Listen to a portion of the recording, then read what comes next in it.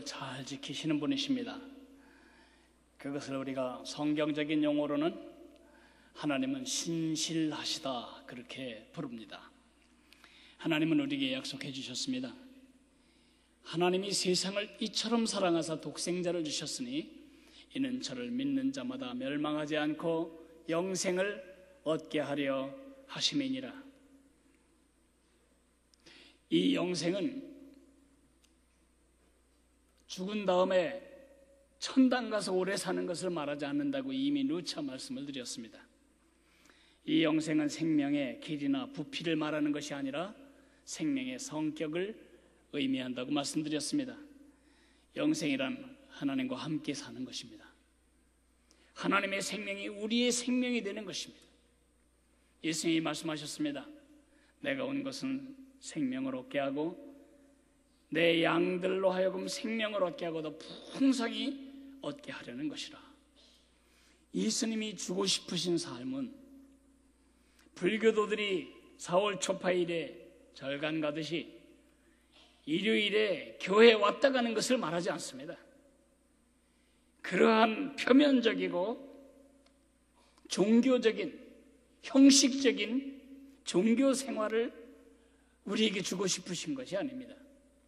예수님이 우리에게 주고 싶으신 그 삶, 하나님이 우리에게 약속하신 그 영생이란 에덴 동산에서 죄를 짓기 직전에, 죄를 짓기 직전까지 우리 아담과 하와, 할아버지 할머니가 누렸던 인간의 인간된 삶, 바로 그 삶을 회복하는 것입니다.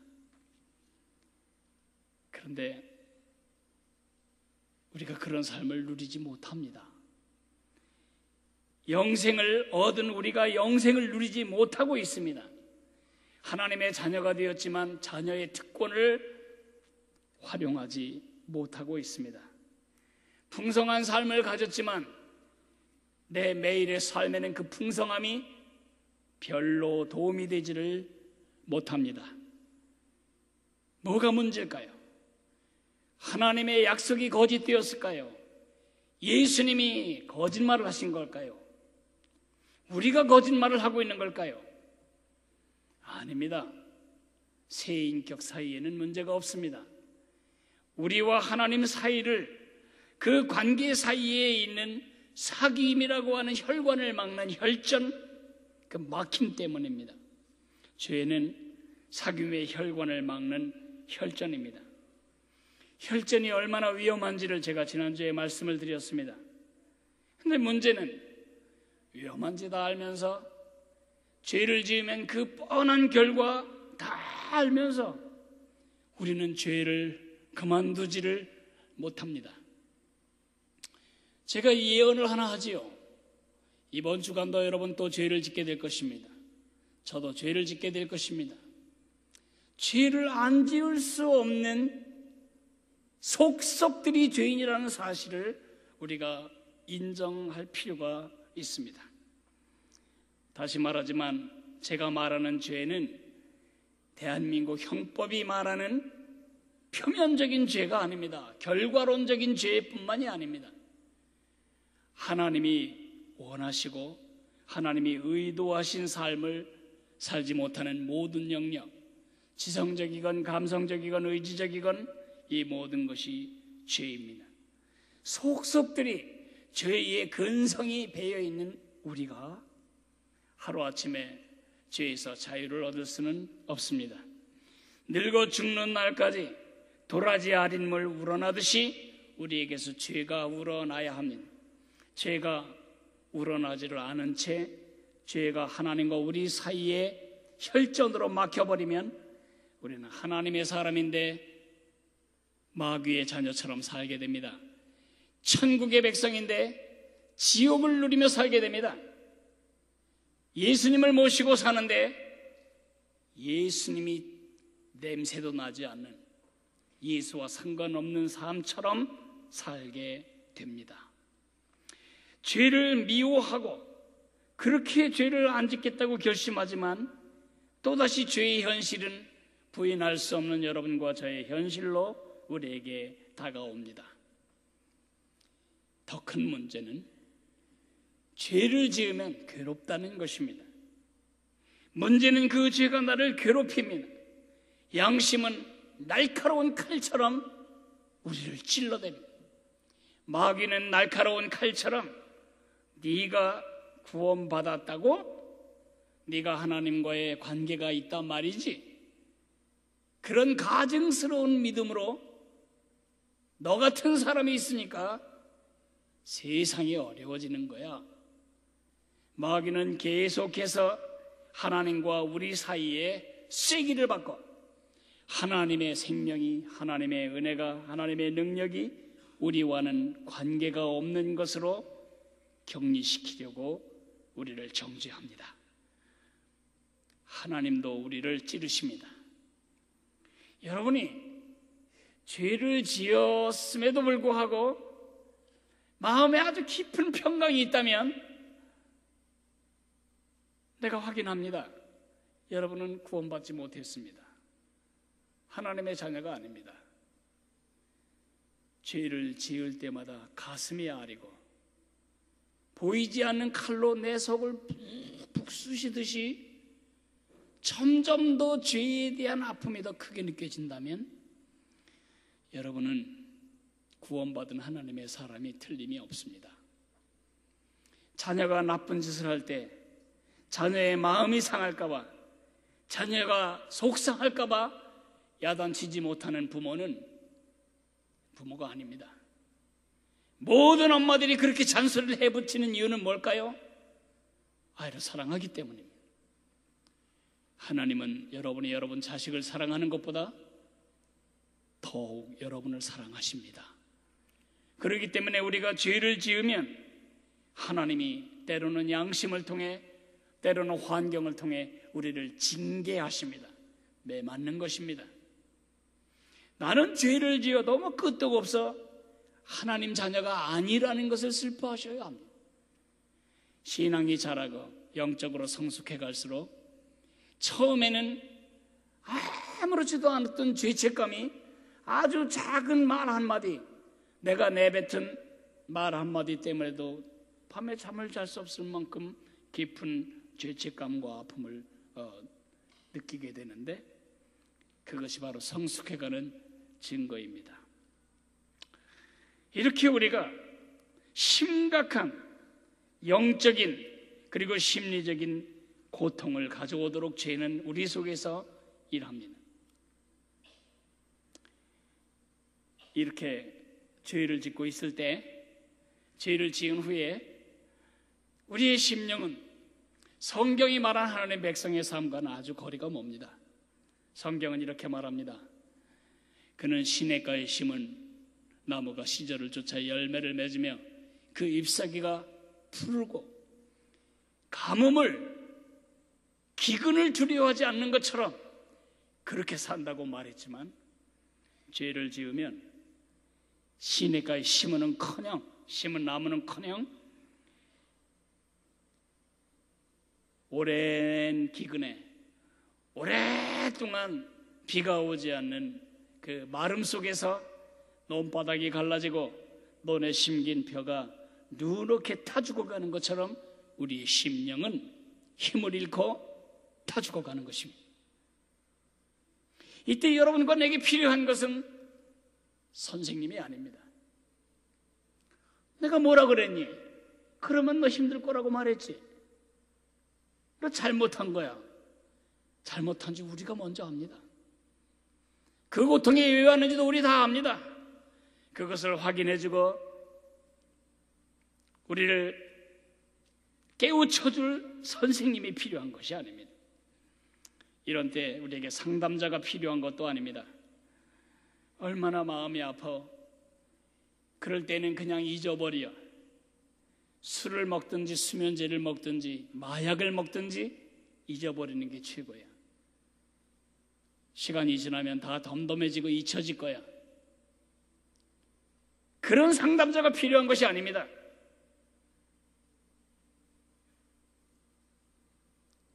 여러분이 술 기운에 잠은 잤을지 모르지만, 여러분이 양심을 무마할 수는 있었는지 모르지만, 죄는 어디 가지 않고 그대로 여러분 속에 여러분과 하나님 사이를 가로막는 혈전으로 남아 있습니다. 이때 여러분과 제게 필요한 존재는 변호사님이십니다. 하나님 앞에서 우리를 변호해 줄 변호자가 필요한 것입니다. 이 변호자가 잘못 선임되면 여러분과 나는 참으로 심각한 손상을 입게 됩니다. 재판 과정에서 변호인을 어떤 분으로 선임하느냐에 따라서 아주 달라지는 것처럼 여러분의 죄를 변호해 줄 변호인으로 어떤 존재를 선택할 거냐에 따라서 우리의 영적인 삶, 우리의 실제적인 삶의 방향과 진로가 엄청나게 달라지는 것입니다.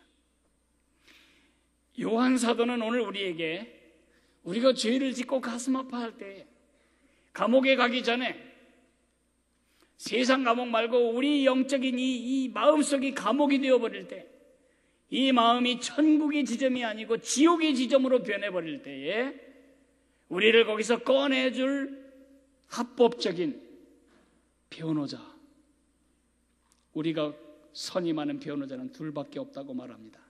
그 둘이 무엇인지 한번 성경에서 찾아보겠습니다. 요한일서 1장 10절에서 2장 2절까지를 읽겠습니다. 요한일서 1장 10절 말씀부터 같이 읽겠습니다. 만일 우리가 범죄하지 아니하였다 하면 하나님을 거짓말하는 이로 만드는 것이니 또한 그의 말씀이 우리 속에 있지 아니하니라. 너희 자녀들아, 내가 이것을 너희에게 쓰면 너희로 죄를 범하지 않게 하려 함이라.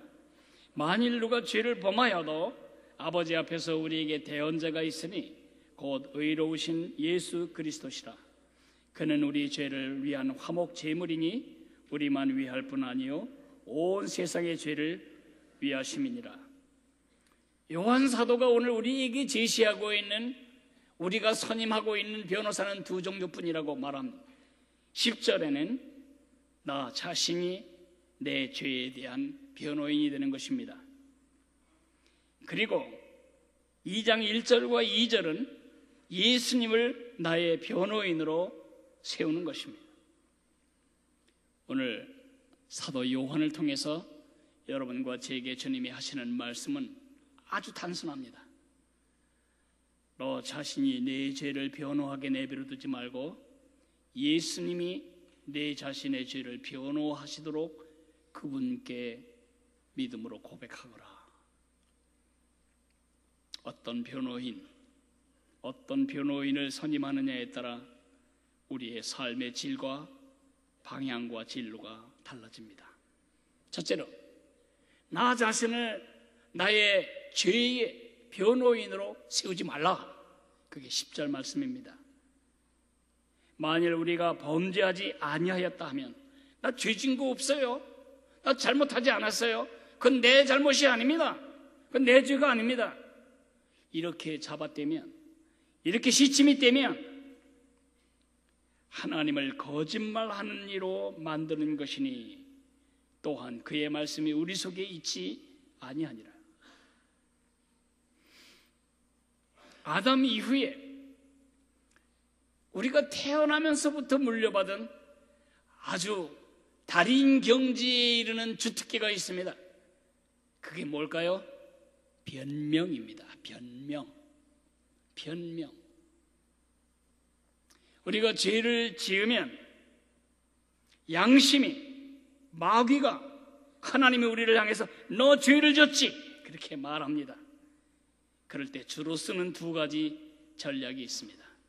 하나는 지금 그림에 보는 것처럼 돌리기입니다.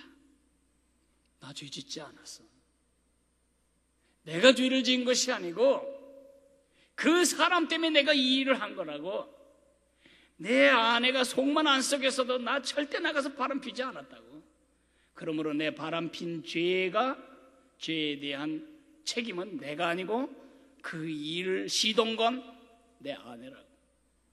내 남편 때문에, 내 환경 때문에, 어렸을 적에 나를 구타한 내 어머니 때문에, 어렸을 적에 우리 가정을 버리고 바람핀 내 아버지 때문에, 어린 시절의 상처 때문에 초등학교 다닐 때 선생님으로부터 받은 상처 때문에 내가 이렇게 되었다. 그런 말 하지 말라는 것입니다. 내가 선택하고, 내가 죄를 짓기를 선택하고, 내가 죄를 짓기를 결단한 내가 죄인입니다. 그렇게 말을 해야 되는데, 아담 할아버지 이후로 우리 모두는 가르쳐주지 않았어도 학습되지 않았어도 다 압니다. 일단 우리에게 책임이 돌아오면 남에게 돌리는 것입니다. 나 잘못 없어. 나 죄 진 거 없어. 다 환경. 그 사람 때문에, 우리 회장님 때문이고 우리 부장님 때문에 누구라도 내 입장이 되면 그렇게 안 할 수 없었을걸. 결국 이것은 두 가지 문제를 발생시킵니다. 하나는 하나님을 죄인으로 몰아버리는 것입니다.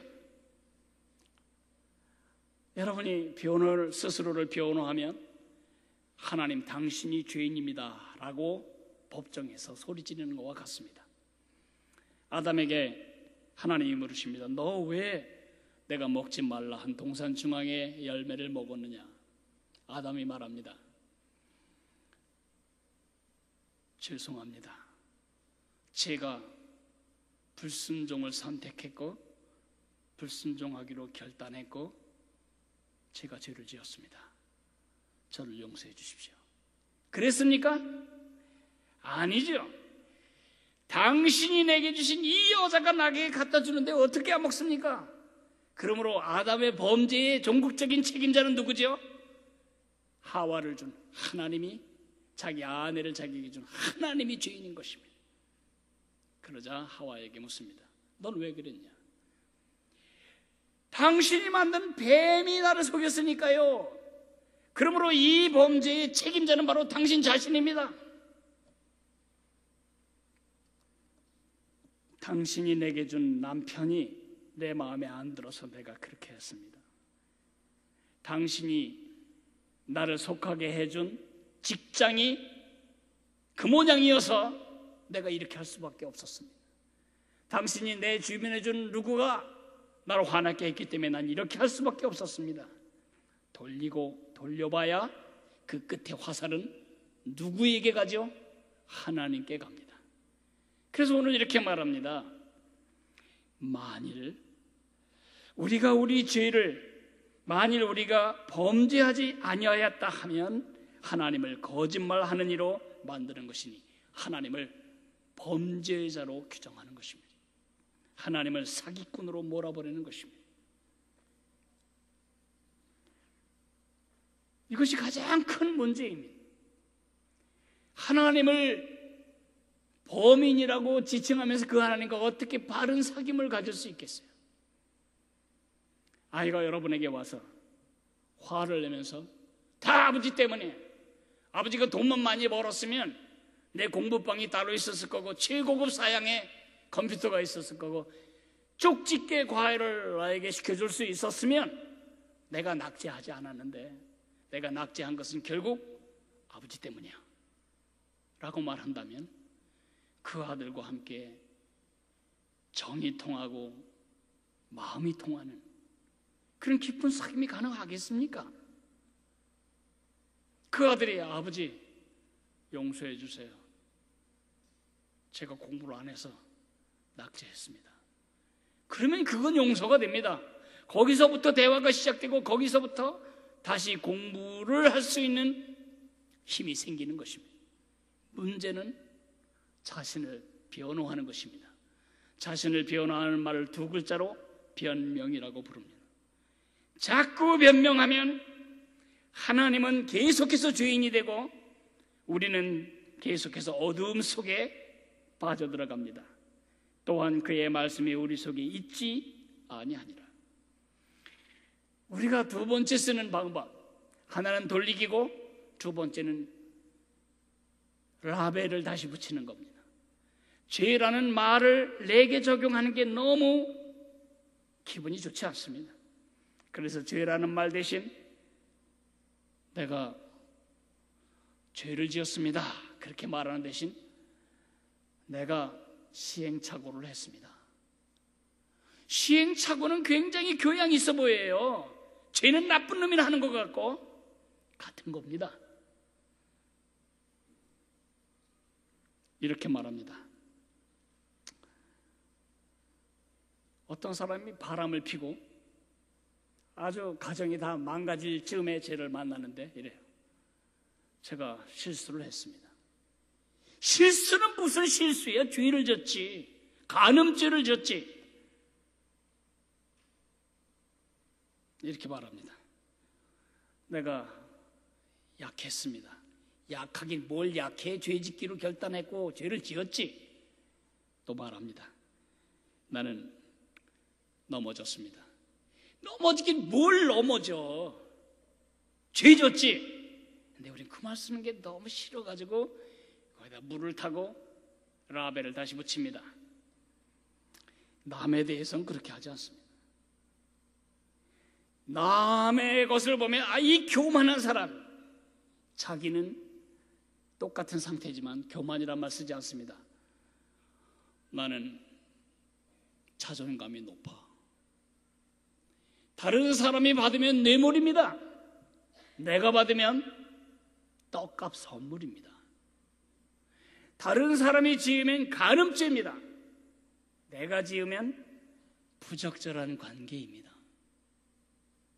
왜 이렇게 달라지죠? 부적절한 관계라고 하면 그 죄의 독성이 약화됩니까?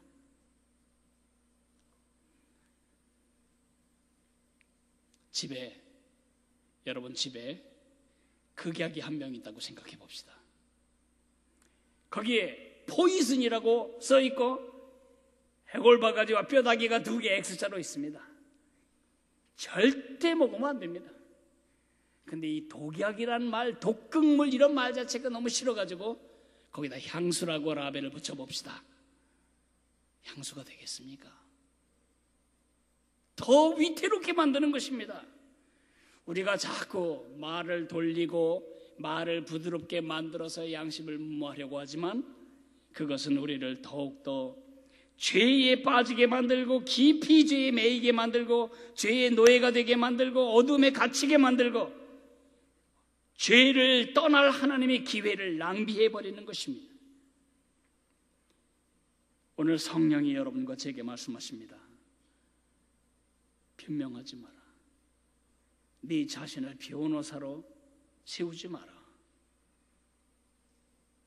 그것은 독약병에다가 향수라고 붙이는 것과 하나도 다르지 않다. 그 죄의 독성은, 그 죄의 강력한 압착력은 여러분을 더욱더 어둡고 슬프고 비참하고 메마른 삶의 현실로 여러분을 끌어다닐 것입니다. 거기서 나오지 못하게 만드는 첫 번째 방법이 변명하는 것입니다. 나 자신을 변호사로 세우는 것입니다. 그렇게 하는 대신 예수님을 변호사로 세우라. 그게 2장 1절 2절의 말씀입니다. 1절에 이렇게 말씀합니다. 내가 이것을 너희에게 쓰는 것은 너희가 죄를 짓지 않게 하기 위해서다. 죄가 얼마나 악한 짓을 여러분에게 하는지 내가 알기 때문이다. 그러나 아무리 결심해도 안 지을 수 없는 죄의 현실, 만일 누가 죄를 범한다고 하면 아버지 앞에서 우리에게 대언자가 있으니 곧 의로우신 예수 그리스도라. 이 대언자가 뭘까요? 여러분, 우리가 재판할 때 나는 말을 해야 되는데 말을 조리 있게도 못하고 법리에 맞게도 못해. 그래서 판사님을 설득할 힘도 없어. 그럴 때 이런 말을 가장 합리적이고 논리적이고 그리고 잘 설득할 수 있는 사람을 우리가 선임하죠. 우리 한국 사람은 왜 변호사를 산다 그러는지 모르겠어요. 어쨌든 미국은 변호사를 사요. 살인범도 변호사가 말을 잘하면 무죄 석방도 돼요. 그래서 미국의 변호사들은 별로 존경을 받지 못합니다. 도덕적이라고 인정을 받지 못하는 형편에 있습니다. 여러분, 변호사, 내 말을 대언해줄, 내 마음을 대언해줄 그런 변호사가 필요한데, 하나님은 이미 변호사를 국선 변호사 선임하시듯이 우리를 위해 세워놓으셨습니다. 그 변호사님 이름이 바로 예수 그리스도입니다. 왜 예수님이 우리의 합법적이고 유일한 하나님의 마음을 통하는 그런 변호사가 되실까요? 말을 잘해서일까요? 예수님이 말씀을 너무너무 잘하셔서 하나님이 꼼짝없이 알았다 무죄석방이다 그렇게 하신 걸까요? 아니면 판사님하고 변호사님하고 워낙 사이가 좋으면 뒷거래로 이번에는 우리 그냥 넘어가지, 그래서 하나님과 예수님이 밑거래로 우리 뒤쪽에서 없던 걸로 하자, 그렇게 하시기 때문일까요? 아닙니다. 절대로 그런 것이 아닙니다. 예수님이 우리의 변호인이 되실 수밖에 없는 이유를 2절은 이렇게 말합니다. 그는 우리 죄를 위한 화목제물이니 우리만 위할 뿐만 아니요 온 세상의 죄를 위하심이라. 자신의 생명을 온 세상이 짓고 있는 죄의 값으로 내놓으신 분이시기 때문에 그것이 가능하다는 것입니다. 제가 언젠가도 말씀을 드렸지만은 죄라는 말이나 빚이라는 말은 그리스에서는 같은 개념입니다. 빚은 반드시 갚아야, 빚은 불어나게 되어 있습니다. 죄도 반드시 갚아야 합니다. 초장이 안 갚으면 이자의 이작으로 증식되는 빚처럼 죄는 커집니다. 밤톨만한 죄가 가리다 보면 야국만하게 커지고, 그걸 또 포장하고 변호하고 합리화하다 보면은 그것이 축구공만한 죄로 커집니다. 무슨 죄가 되었든 우리는 죄의 값을 갚을 수가 없습니다. 왜냐하면 죄는 어떻게만 갚아질 수 있냐? 죽어야만 갚아집니다. 죄의 삭은 사망이요, 죄를 지을 때는 죽음밖에는 그 죄를 속할 방법이 없는 것입니다. 그런데 예수님이, 하나님이신 그분이 이 땅에 오셔서 여러분과 내가 과거와 현재와 미래에 갚아야 할 모든 죄를 다 십자가에서 이미 대금 결제를 끝내버리신 겁니다. 그래서 그 예수님이 하나님 앞에서 우리를 위해 변호하실 때 하나님은, 의로우신 하나님은 우리를 용서해 주시는 것입니다. 그때 용서해 준 것이 아니고 2000년 전에 그 용서가 우리에게 적용되게 하시는 겁니다. 그런데 착각하지 않아야 합니다. 예수님은 하나님 앞에 아첨을 떨거나 이 땅의 변호사님들이 하듯이 판사의 마음을 구워 삶을 설득력을 가지고 있기 때문에 우리의 변호사가 되는 것이 아닙니다. 예수님은 하나님 옆에서 우리의 무죄를 입증하시는 분이 아닙니다. 또 판사이신 하나님이 설득당할 만큼 우리의 상황을 참작해달라고 우리 하나님께 부탁하는 것이 아닙니다. 죄는요, 어려서부터 너무 가난하게 커서 이런 죄를 진 거예요. 그러니까 가난이 죄지 제가 무슨 죄겠습니까? 그런 말씀 하지 않으십니다. 마누라를 잘못 만나서 제가 저렇게 꼬였지 원해는 그러나가 아닙니다. 예수님이 그러시겠습니까? 아닙니다. 우리의 죄를 예수님은 다 인정하십니다. 제가 살인죄를 지었습니다. 제가 또 누구를 미워하고 있습니다. 제가 누구와 담을 쌓고 살아갑니다. 그런데 그런 저 아이를 위해 내가 죽으신 것을 알지 않습니까? 제 십자가의 그 대가집을, 그것이 저 아이의 지금 이 죄를 위한 것이기도 합니다.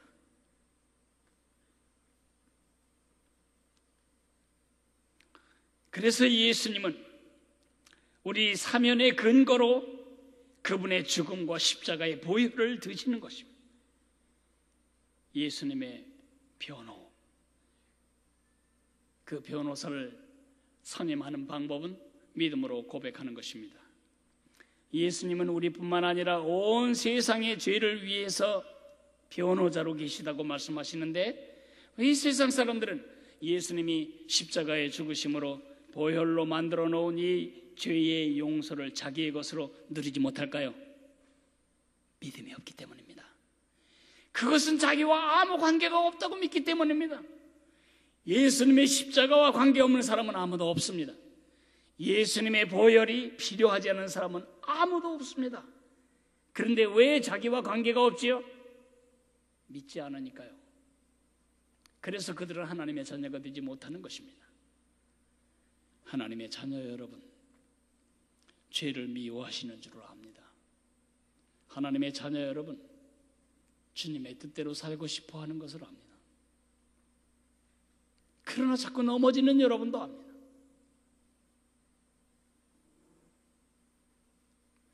그런데 왜 우리가 죄에서 벗어나지를 못하고 맨날 녹음기 되돌렸다가 또 들고 되돌렸다가 또 들듯이 그 같은 죄에서 진보감이 없이, 벗어나는 진도감이 없이 늘 그 자리를 맴돌까요? 변호사가 잘못 선정되었어요. 믿음 없는 것입니다. 예수님이 정말 나의 죄를 위해 저 보혈을 흘리실 정도로 내 죄의 무게가 끔찍했다면 그 죄를 즐기면서 거기서 누릴 수는 없는 것입니다.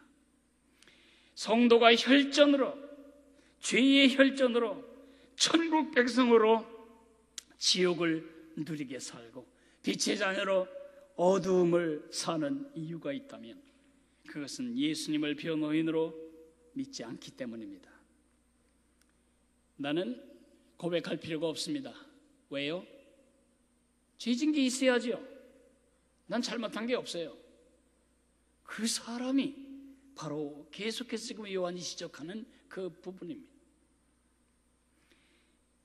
그 아들 예수의 피가 우리를 모든 죄에서 깨끗게 하실 것이요, 한 가지 조건이 있습니다.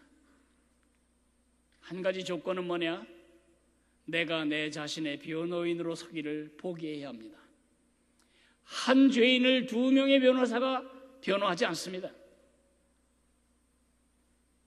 내 건에 대해서 내 스스로가 변호하는 것을 포기해야만 예수님이 우리의 변호를 시작하십니다. 예수님의 피는 우리의 변명을 깨끗게 하는 것이 아니고 오직 우리의 죄만을 깨끗게 하는 것입니다. 어떻게 해야 될까요? 정직하고 겸손하게 항복하십시오. 변호사님께는 다 털어놓아야 합니다. 그래야 변호사님이 가장 적절한 방법으로 변론을 할 수 있습니다. 우리가 예수님 속이고 우리가 예수님 기만하면 예수님 변호사가 될 수가 없습니다. 이제부터는 누구 때문이라고 말하지 말고, 시행착오나 실수했다고 말하지 말고 내가 죄를 지었다고 말해야 됩니다. 내 선택으로, 내 결정으로 그 죄를 지었다고 고백하고 용서를 구해야 합니다. 그리하면 저는 미쁘시고 의로우사 우리 죄를 사하시며 모든 불의에서 우리를 깨끗게 하실 것이요. 아멘. 변호사 선임이 관건입니다. 나 자신을 변호사로 선임하고 지옥을 살든가, 예수님을 변호사로 선임하고 지옥을 벗어나든가, 그 선택이 여러분의 내면 세계뿐만 아니라 여러분의 오늘의 삶과 내일의 삶을 아주 다르게 바꾸는 것입니다. 우리 다 같이 일어나서 찬송 부른 다음에 기도하겠습니다. 369장을 같이 찬송하겠습니다. 죄짐 맡은 우리 구주 어찌 그리 좋은 친구인지. 걱정, 근심, 무거운 짐 우리 주께 맡기세. 그 짐 내게로 가져와라. 예수님의 초대입니다.